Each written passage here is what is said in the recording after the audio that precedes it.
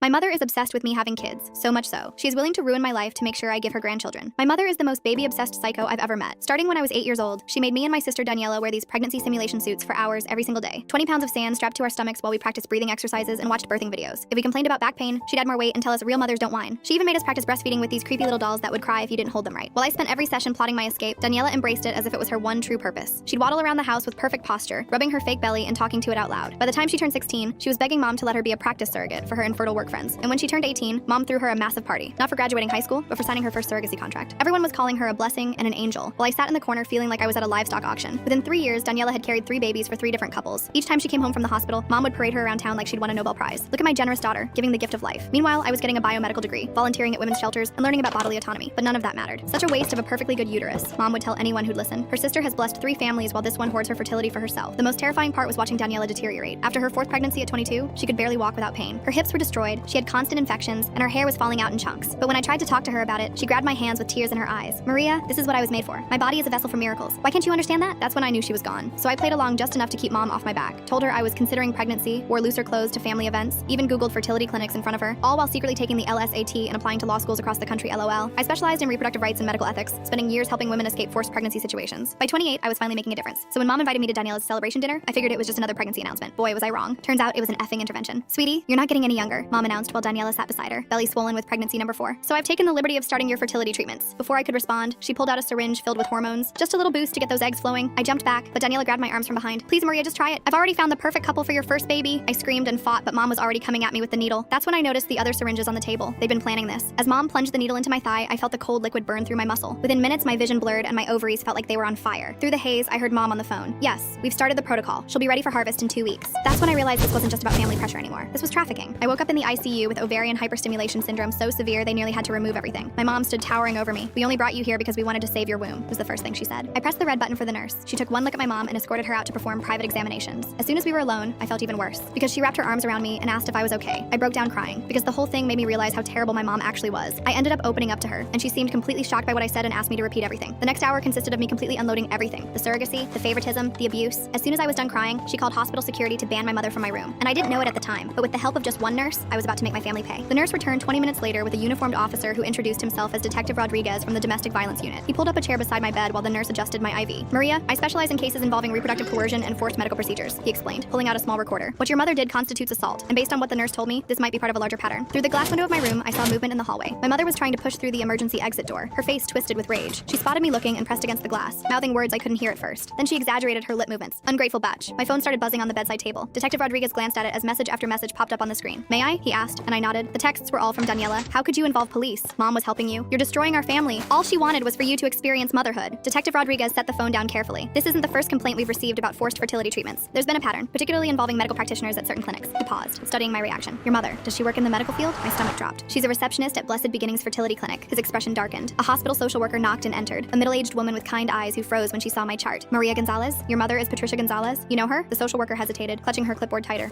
We've had some interactions. Let me get you some resources. She fumbled through her papers, clearly uncomfortable. Detective Rodriguez made notes while I described the intervention dinner. The social worker kept glancing at the door, and I noticed her hands shaking slightly as she handed me pamphlets about domestic violence resources. I need to check something, I said, reaching for my phone. I logged into my medical portal, scrolling through recent documents. There it was, dated 3 months ago, right after I'd casually mentioned to mom that James and I were thinking about our future. My medical power of attorney had been changed to my mother. This isn't my signature, I said, showing them the document. The handwriting was similar to mine, but slanted differently, the way someone might write if they were tracing. Before anyone could respond, a man in an expensive suit strode into the room. I'm representing Patricia Gonzalez. I understand there's been a misunderstanding regarding my client's daughter's medical care. That was fast, Detective Rodriguez muttered. The lawyer smoothed his tie. Maria is clearly suffering from hormone-induced psychosis. Her mother was simply trying to help when Maria became violent. We're requesting an immediate psychiatric evaluation. I'm not psychotic, I protested. The hormones in your system suggest otherwise. Ovarian hyperstimulation can cause severe mood disturbances, paranoia, even hallucinations. The hallway suddenly filled with noise. Daniela appeared with 5 small children clinging to her maternity dress. Aunt Maria needs help, she announced loudly to anyone who would listen. She's been struggling with jealousy issues for years. Hospital security arrived, trying to maintain order as the children started crying. Daniela bounced the youngest on her hip while rubbing her pregnant belly with her free hand. I grabbed my phone to call my law firm, needing backup. The receptionist answered on the second ring. Oh, Maria, your mother called earlier. She explained about your situation. Don't worry, we're handling your caseload while you recover. What? No, I'm fine. I need to speak to... The partners think it's best if you focus on getting better. Your mother said the breakdown was quite severe. I hung up, my hands trembling. Through the window, I watched my mother pull something from her purse, showing it to her lawyer. Keys, my apartment keys, my car keys. She started reciting something, and though I couldn't hear her, I recognized the pattern. She was listing my work schedule. Monday, she has court at 9. Tuesday is client meetings until 6. Wednesday, she volunteers at the women's shelter. The lawyer nodded along, taking notes. James burst through the door, still in his work clothes. Maria, I got your text. But Daniela intercepted him him in the hallway, placing a manicured hand on his arm. I couldn't hear what she was saying, but I saw her gesture toward me, then touch her temple in the universal sign for crazy. She pulled out her phone, showing him something on the screen. The nurse who'd been helping me earlier returned with a plastic bag. "These are the belongings you came in with," she said, but her expression was troubled. She pulled out several glossy brochures from Blessed Beginnings Fertility Clinic. "Those aren't mine," I said immediately. She unfolded one of the brochures. Inside was a consent form for egg retrieval, dated last week. The signature matched the one on my power of attorney document. The hospital administrator appeared in the doorway, a thin woman with a practiced smile. "Given the circumstances and the family's concerns, we think it might be best to transfer Maria to our psychiatric ward for a full evaluation, just as a precaution." Through the glass, my mother smiled. Detective Rodriguez stood up. "She's not going anywhere without a court order." "Of course," the administrator said smoothly. "We're simply considering all options for Maria's well-being." My phone buzzed again. This time it was my law school mentor, Professor Chen. "Just got off the phone with your mother. She's very concerned about your pregnancy delusions. Said you've been fixating on having a baby, but your body won't cooperate. Is everything okay?" I wanted to scream. Every avenue of my life was being systematically poisoned. I looked at Detective Rodriguez, then at the social worker who still wouldn't meet my eyes, then at James in the hallway with Daniela still whispering in his ear. "The evaluation," I said suddenly. "I'll do it. I'll prove I'm competent." The lawyer smiled. "Excellent. Dr. Margaret Whitfield will perform the evaluation. She's the best in the state." The name sounded familiar. Then it hit me. Mom's Book Club. Dr. Whitfield had been coming to our house for monthly meetings for over a decade, but it was too late to take it back. The administrator was already making arrangements, and my mother's smile through the glass had turned triumphant. The nurse squeezed my hand as she checked my IV one more time. She leaned close, pretending to adjust my pillow. "Whatever happens, don't sign anything else," she whispered. "And check your phone's location settings. Someone's been tracking you." As everyone filed out to make arrangements for my evaluation, I noticed something else. Daniela was showing James her phone again, and this time I caught a glimpse of the screen. It was a text conversation, but not recent ones. These were from 2 years ago, when James and I had first started dating, and I'd mentioned that maybe someday, far in the future, we might want kids. She was building a case that I'd always wanted children, that this was all my own frustrated desire manifesting as paranoia, and from the look on James's face, it was working. The psychiatric evaluation was scheduled for tomorrow morning. As I lay in that hospital bed, watching my mother orchestrate my destruction through a pane of glass, I realized the true horror of my situation. She'd been planning this for years, waiting for the perfect moment to spring her trap, and I'd walked right into it. The psychiatric evaluation was set for 8 a.m. I spent the night rehearsing answers in my head, trying to anticipate Dr. Whitfield's questions. The nurse from earlier shift had slipped me a sedative, whispering that I'd need rest to appear stable, but sleep wouldn't come. Every time I closed my eyes, I saw my mother's triumphant smile through that glass. Around 3 a.m., my phone lit up with an Instagram notification. Daniela had posted a photo from last month's family dinner. There I was, slumped in my chair, eyes glazed. The caption read, "Praying for my sister's fertility journey. Some women struggle more than others to accept their maternal calling." Posted 3 weeks ago, but I was just seeing it now. The comments were full of sympathy for her and concern for me. I scrolled through her feed with growing horror. She'd been documenting my journey for months. Photos of me at family gatherings, always looking tired or distracted, captions about my baby fever and fertility struggles. In one video, I was playing with her youngest daughter, and Daniela had added text overlay. "She'll be such a good mom when she stops fighting nature." My work email pinged, then pinged again and again. I opened it to find my inbox flooded with messages. The subject lines made my blood run cold. "Thinking of you during this difficult time. Take all the time you need. Your health comes first." My mother had sent an email to my entire firm from my account. I read it with shaking hands. "Dear colleagues, I'm writing to inform you that I'll be taking an indefinite leave of absence to address some personal health matters. As many of you know, I've been struggling with fertility issues and the emotional toll has become overwhelming. My family is helping me get the treatment I need. Please redirect all urgent matters to the managing partners. Thank you for your understanding during this difficult time. Maria." The timestamp showed it was sent at 2:47 a.m. While I was lying here wide awake, I tried to log into my work account to send a retraction, but my password had been changed. My hands fumbled with the password reset, but the recovery email had been switched to one I didn't recognize. My mother had locked me out of my own professional life. 3 of my clients had already responded with supportive messages. Women I'd helped escape abusive situations, now believing I was having a mental health crisis. One wrote, "I always sensed you carried deep pain about motherhood. Please don't let it consume you like it almost consumed me." The irony made me want to vomit. By 6 a.m., the psychiatric ward's morning shift was arriving. I watched through my door's window as staff members whispered to each other, glancing in my direction. News traveled fast in hospitals. They all knew I was the woman who'd attacked her mother for trying to help with fertility treatments. A breakfast tray arrived, but I couldn't eat. My hands shook too badly to hold the plastic spoon steady. When I tried to drink the juice, I noticed a bitter aftertaste and set it down immediately. After what I'd learned about the drugging at family dinners, I couldn't trust anything. Detective Rodriguez arrived at 7:30, looking exhausted. "I've been investigating all night," he said quietly, pulling his chair close. "Your mother's name appears in several concerning patterns at that fertility clinic. But Maria," he hesitated, "the evidence is complicated. She's been very careful to make everything look like loving family support." "What kind of patterns?" I asked. "Young women, mostly from troubled backgrounds, who suddenly decide to become egg donors or surrogates after meeting with clinic staff. Your mother often handles their intake paperwork." He showed me a folder. "But here's the problem. They all sign consent forms. They all pass psychological evaluations. On paper, everything looks legitimate, because the system is designed to protect the clinic, not the women," I said. He nodded grimly. "I need more evidence to build a case. But right now, I'm more concerned about getting you through this evaluation safely." Dr. Whitfield arrived precisely at 8 a.m., carrying a leather briefcase and wearing a sympathetic smile that didn't reach her eyes. She was exactly as I remembered from Mom's book club meetings. Silver-haired, professionally dressed, with reading glasses on a pearl chain. "Maria, dear," she said warmly, "your mother has told me so much about your struggles." Detective Rodriguez started to object, but she held up a manicured hand. "I'm afraid this evaluation must be conducted privately. Standard protocol." "I'm staying," he said firmly. "Then I'll have to note in my report that the patient required police supervision, which suggests violent tendencies." Her smile never wavered. "Your choice, detective." He looked at me, jaw clenched. I nodded slightly. We both knew she'd already made up her mind about her report. Having him removed would just give her more ammunition. After he left, Dr. Whitfield settled into the visitor's chair and opened her briefcase. Inside, I glimpsed what looked like completed forms. The evaluation results, already written. "Now then," she began, pulling out a tablet. "Let's talk about your relationship with motherhood." For the next hour, every question was a trap. When I explained I'd chosen career over children, she typed notes about defensive rejection of femininity. When I mentioned helping women escape reproductive coercion, she murmured about projection of internal conflicts. When I tried to tell her about the forced injection, she asked if I often felt persecuted by maternal figures. "Your mother mentioned you've been playing with dolls recently." recently, she said, studying me over her glasses. What? No, I haven't. She found them in your apartment. Baby dolls, hidden in your closet. She showed me a photo on her tablet. 3 dolls I'd never seen before, tucked behind my winter coats. It's quite common for women experiencing fertility grief to regress to childhood coping mechanisms. I stared at the photo, my mind racing. The dolls were positioned carefully, as if someone had staged them. One was holding a tiny bottle. Another had a miniature diaper bag. The third was wrapped in a blanket that looked handmade. Those aren't mine, I said. Denial is also common, doctor. Whitfield replied, typing rapidly. Maria, there's no shame in wanting children, but when that desire becomes so overwhelming that you lash out at family members trying to help, she injected me with fertility hormones against my will. She tried to give you a vitamin supplement, according to witnesses. You became violent and had to be restrained. She tilted her head sympathetically. The mind can play tricks when we're under stress. Sometimes we misinterpret loving gestures as attacks. My phone buzzed. A notification from my bank. A large withdrawal from my savings account. When I tried to check it, Dr. Whitfield reached over and gently took the phone. Let's focus on our conversation, she said, placing it in her briefcase. Tell me about your jealousy toward Daniela. I'm not jealous of my sister. 7 successful pregnancies, a loving family, the admiration of your community. She leaned forward. Meanwhile, you've dedicated your life to preventing other women from experiencing motherhood. Don't you see the connection? Every protest I made was twisted into evidence of my instability. By the time she finished, she painted a picture of a woman so consumed by fertility grief that she constructed an elaborate persecution fantasy rather than admit her own desires. I'm recommending a 72-hour hold for observation, she announced, closing her tablet. With continued therapy, I believe we can help you work through these delusions. You can't do this, I said. I know my rights. Of course you do, dear. You've spent years studying law to compensate for what you perceive as your feminine failures. She stood, smoothing her skirt. The hold begins immediately. Psychiatric transport will be here within the hour. After she left, I grabbed the room's phone to call someone, anyone, but who? My firm thought I was having a breakdown. My boyfriend was being poisoned against me by my sister. My bank accounts were being drained. Even my mentor had been reached by my mother's campaign. The transport team arrived while I was still holding the dead phone. 2 orderlies with kind faces and firm grips. They spoke to me like I was fragile, dangerous, unpredictable. The nurse who'd helped me earlier was nowhere to be seen. As they prepared me for transport, I saw my mother in the hallway. She was talking to Dr. Whitfield, occasionally dabbing at her eyes with a tissue. The concerned mother, bravely handling her daughter's mental health crisis. Other staff members patted her shoulder sympathetically. The psychiatric ward was in a separate building, connected by an underground tunnel. The fluorescent lights hurt my eyes as they wheeled me through. The orderly pushing my wheelchair hummed tunelessly. The sound echoed off the concrete walls, mixing with the squeak of wheels and the distant clang of doors. My new room was small and sterile. White walls, a narrow bed with restraint straps visible, a small window with reinforced glass. They gave me paper scrubs to wear and took my belongings for safety reasons. The nurse doing intake was young, efficient, and clearly uncomfortable. Any history of mental illness? She asked. Number of sewer slide attempts? Number of violent episodes? No, wait, they're saying I attacked my mother, but I'll put down one recent episode. She typed quickly. Dr. Whitfield's orders say you're to have no visitors except family for the first 24 hours. No phone calls. It's for your own stability. That's illegal. I have the right to contact my lawyer. She bit her lip. I'll have to check with the attending physician about that. But the attending physician was conveniently unavailable, as were the patient advocates, the ward administrator. Everyone who might help was somehow unreachable. I was trapped in a bureaucratic maze designed to look like treatment. My mother arrived that afternoon with a suitcase. I brought you some comfortable clothes, she announced, setting it on the bed, and some photos of Daniela's babies. I thought they might help you remember what we're working toward. She unpacked methodically. Maternity clothes, all in my size. Prenatal vitamins, a journal titled My Fertility Journey, with the first several pages already filled out in handwriting that looked almost like mine. Photos of babies I'd never met, labeled with names like your nephew and your godson. The retrieval is scheduled for next week, she said conversationally, hanging up a dress clearly designed for a pregnant woman. Dr. Martinez at the clinic is very optimistic about your egg quality. 28 is still young enough for excellent results. I'm not consenting to egg retrieval. Of course not, dear. Not in your current state. She smoothed the dress on its hanger. That's why I've petitioned for temporary medical conservatorship, just until you're thinking clearly again. She pulled out a folder thick with documents. Legal forms, medical papers, psychiatric evaluations. My signature on half of them, forged but convincing. A paper trail stretching back months, documenting my supposed descent into fertility obsession. Your work friends have been so supportive, she continued. Several have written letters for the conservatorship hearing. They've noticed your preoccupation with pregnancy for some time, apparently. All those pro bono cases for pregnant women, they thought you were working through something personal. I watched her redecorate my psychiatric room into a nursery in waiting. She'd brought a small ultrasound photo in a frame, labeled Baby Gonzalez with next month's date, a mobile with tiny elephants, a book about pregnancy nutrition, each item carefully chosen to support her narrative. Daniela sends her love, Mom said, pulling out her phone. She's been so worried about you. She showed me a video, Daniela in a hospital bed, surrounded by flowers, cradling her newest baby. Hi, Maria, my sister said to the camera, her voice weak but warm. I just wanted you to know that I love you. And when you're ready, there's a wonderful couple waiting to give your babies all the love in the world, just like mine are getting. Don't fight this, okay? Let Mom help you. She only wants what's best. The baby in her arms started crying. Daniela winced as she adjusted her position, and I saw the flash of pain across her face. The camera shook slightly. Whoever was filming had noticed too. Then the video cut off. She's so brave, Mom said, tucking the phone away. 5 pregnancies now, and she never complains, unlike some people. A commotion in the hallway interrupted her. Raised voices, then the sound of security being called. Through the small window in my door, I saw the nurse who'd helped me in the ICU being escorted out by security. She was carrying a box of personal items, her face flushed with anger. My mother followed my gaze and smiled. Oh yes, she was let go this morning. HIPAA violations, I heard. Sharing patient information without authorization. Such a shame. She seemed like a nice girl. The message was clear. Anyone who helped me would pay the price. After Mom left, I tried to sleep but couldn't. The bed was too firm, the room too bright, the sounds of the ward too unsettling. Someone down the hall was crying. Another patient kept asking for their mother. The night nurse did checks every hour, shining a flashlight through the window. Around midnight, a different nurse slipped into my room. She was older with graying hair and tired eyes. I don't have long, she whispered, but I knew your nurse friend. She asked me to give you this. She pressed a small piece of paper into my hand. A phone number, nothing more. Call it when you can, she said. Not from here. They monitor the ward phones, but when you get out, she glanced nervously at the door. There are more of us than you think. Women who've seen what happens at that clinic. We've been too scared to speak up. She left as quickly as she'd come. I memorized the number and then tore the paper into tiny pieces, flushing them down the toilet. Evidence of conspiracy, my mother would call it. Proof of paranoid delusions, Dr. Whitfield would say. The next morning brought group therapy. 6 women in a circle, sharing their struggles. The therapist, a young man with an earnest face, encouraged us to explore our relationships with femininity. When my turn came, I stayed silent. Anything I said would be documented, twisted, used against me. Maria is working through some fertility grief, the therapist explained to the group. Sometimes that manifests as rejection rejection of traditional female roles. One of the other women, barely out of her teens, looked at me with sympathy. I get it, she said. I used to think I didn't want kids either, but therapy helped me realize I was just scared of not being good enough. I wanted to scream that not wanting children was a valid choice, that femininity wasn't defined by reproduction, that I was here because I'd helped too many women escape exactly this kind of pressure. But I just nodded and let them draw their own conclusions.